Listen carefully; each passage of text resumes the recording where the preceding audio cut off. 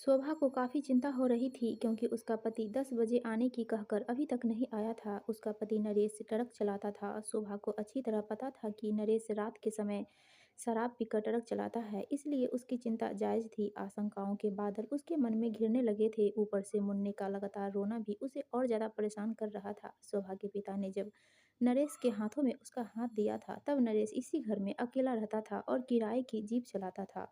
फिर उसने ट्रक चलाना शुरू कर दिया। शोभा को आज भी वह दिन अच्छी तरह याद है जब शोभा के पिता आखिरी बार बेटी दामाद से मिलने आए तो दरवाज़ा नरेश ने ही खोला। अरे आप आइए आइए, इधर से गुजर रहा था, सोचा मिलता जाऊं। शोभा के पिता अंदर आते हुए बोले। शोभा अपना उभरा हुआ पेट साड़ी के पल्लू से ढकने का असफल प्रयास करते हुए बोली, पिताजी आपकी तबीयत कैसी है अब? मैं ठीक हूँ बेटे। नरेश मेरी एक आखिरी विनती मानोगे? पिताजी नरेश से मुखातिब होकर बोले। जी कहिए बेटे, ईश्वर की कृपा से तुम अब 2 से 3 होने वाले हो। मैं चाहता हूँ तुम शराब छोड़ दो, नहीं तो तुम्हारे बच्चे पर इसका प्रतिकूल प्रभाव पड़ सकता है।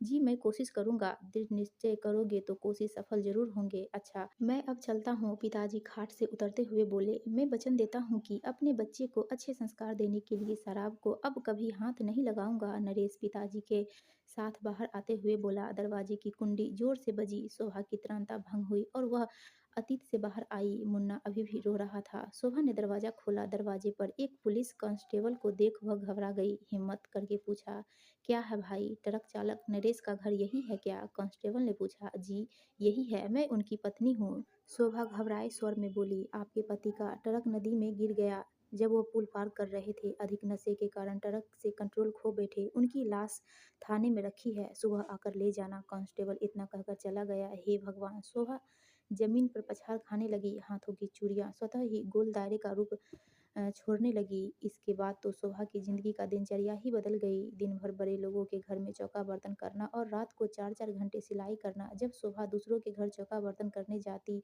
तब भी मुन्ना उसके साथ ही होता था। गुजरते समय के साथ मुन्ने की परवरिश भी अच्छे ढंग से होने लगी। 22 वर्ष गुजर गए। मुन्ना मुन्ना न रहकर इंजीनियर विनोद हो गया और शोभा सिलाई मशीन चलाते चलाते 60 वर्ष की बुढ़िया नजर आने लगी। आज बरसों बाद शोभा के मन में उमंगे थी क्योंकि उसका बेटा विनोद शहर से इंजीनियरिंग की डिग्री लेकर आ रहा था। शोभा ने पूजा की थाली तैयार करके रख ली। बार बार उसकी निगाहें दरवाजे पर जा रही थी। जब किसी का इंतजार हो तो समय भी पहाड़ सा हो जाता है। शोभा की बेचैनी बढ़ती ही जा रही थी। तभी दरवाजे पर साइकिल रुकी और डाकिया एक लिफाफा हाथ लेता हुआ शोभा की ओर बढ़कर बोला, आपकी चिट्ठी। डाकिया चला गया। शोभा हैरानी से लिफाफा देखती रही, फिर उसे खोलकर पत्र पढ़ने लगी। लिखा था, पूज्य माँ चरण स्पर्श। मेरा आना अभी नहीं हो सका, इसके लिए शर्मिंदा हूँ। मुझे शहर के एक बहुत बड़े बिल्डर के यहाँ अच्छी नौकरी मिल गई है, साथ ही रहने के लिए फ्लैट और कार भी। माँ, इससे ज़्यादा तुम्हें यह जानकर खुशी होगी कि उनकी लड़की से मेरी मंगनी हो गई है और 10 दिन बाद शहर के एक शानदार होटल में हमारी शादी है। मैं बाद में तुम्हारी बहू के साथ तुमसे मिलने ज़रूर आऊँगा। कब आऊँगा यह पत्र द्वारा सूचित कर दूँगा। अपना ख़्याल रखना, तुम्हारा बेटा विनोद। पूरा पत्र पढ़कर शोभा के चेहरे पर एक रंग आया और चला गया। फिर वह जोरों से हंसने लगी। तब तक हंसती रही जब तक वह फूटकर रो न पड़ी। कई दिन बीतने पर शोभा को जब आत्मबोध हुआ तो उसे लगा सब कुछ व्यर्थ है। अब उसके फर्ज पूरे हुए, उसे चलना चाहिए। 5 वर्ष बीत गए मगर कोई यह नहीं जान पाया कि शोभा अपना घर यूं लावारिस छोड़कर कहाँ चली गई। विनोद की शादी को 5 वर्ष बीतने पर भी वह संतान का मुख नहीं देख पाया। डॉक्टर ने भी उसकी पत्नी रमा को बांझ साबित कर दिया था। मगर एक दिन रमा को पता चला कि हरिद्वार में गंगा किनारे एक आश्रम में एक साध्वी है जिसका आशीर्वाद चमत्कार है। उसने विनोद से उनके दर्शन की जिद की तो विनोद को मजबूर होकर रमा को हरिद्वार ले जाना पड़ा। हरिद्वार जाकर जब विनोद रमा के साथ उस साध्वी के आश्रम में पहुंचा तो उन्हें पता चला कि साध्वी अपने विशेष पूजा स्थान के कक्ष में है। तब तक रमा ने इंतजार करना उचित समझा, लेकिन विनोद समय की बर्बादी समझ रमा के साथ सीधा साध्वी के विशेष पूजा कक्ष में पहुंच गया। वहां साध्वी दरवाजे की ओर से पीठ फेरे ध्यान मग्न बैठी थी। विनोद वहीं कक्ष में एक तरफ बिछे कालीन पर बैठ गया। रमा घुटनों के बल वहीं जमीन पर बैठकर अपना आंचल फैलाकर भराए स्वर में बोली, माई, मेरी शादी को 5 वर्ष हो गए मगर संतान नसीब नहीं हुई। दुनिया बांझ कहती है। मैं आपके पास बड़ी उम्मीद लेकर आई हूँ। अपने आशीष से मुझे ममता का वरदान दे दो माई। क्या करोगी बेटी ममता का वरदान लेकर? यह संतान बड़ी निर्मोही होती है। साध्वी का डूबा सा स्वर उभरा। विनोद इस आवाज पर थोड़ा पहले तो चौंका मगर फिर सामान्य हो गया। ऐसा मत कहो माई, बड़े भरोसे के साथ आई हूँ आपके पास। रमा गिड़गिड़ाई, पति के पापों का कुछ तो प्रायश्चित देना ही होगा। पुत्री, तुम संतान का मुख नहीं देख सकोगी। साध्वी की वही डूबी आवाज उभरी, ऐसा बद्दुआ मत दो माई, मेरे पति निष्पाप है। रमा के इतना कहते ही साध्वी ने अपना चेहरा घुमाया और ठीक रमा के सामने मुख करके बैठ गई। उसके चेहरे पर नजर पड़ते ही विनोद के मुंह से यकायक निकला, माँ तुम।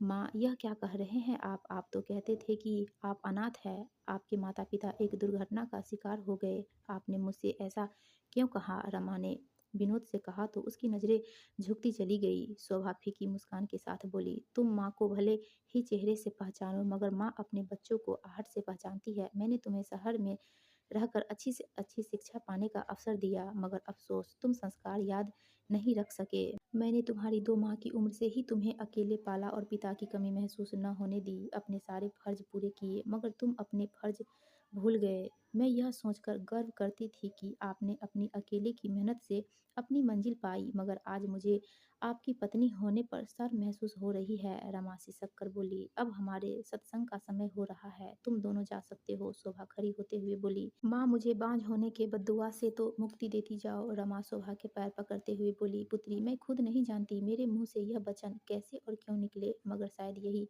कुदरत का न्याय हो। फिर भी तुम मन में धैर्य धारण कर उसी कुदरत की कृपा की प्रतीक्षा करो जिसने तुम्हें यह बद्दुआ दिया। शोभा ऐसा कहकर कक्ष से बाहर निकल गई, अपने पीछे छोड़ गई बिलखती रमा और पश्चाताप के आंसू आंखों में लिए विनोद को। दोस्तों, आपको कहानी अच्छी लगी तो प्लीज़ हमारे वीडियो को लाइक कीजिए और चैनल को सब्सक्राइब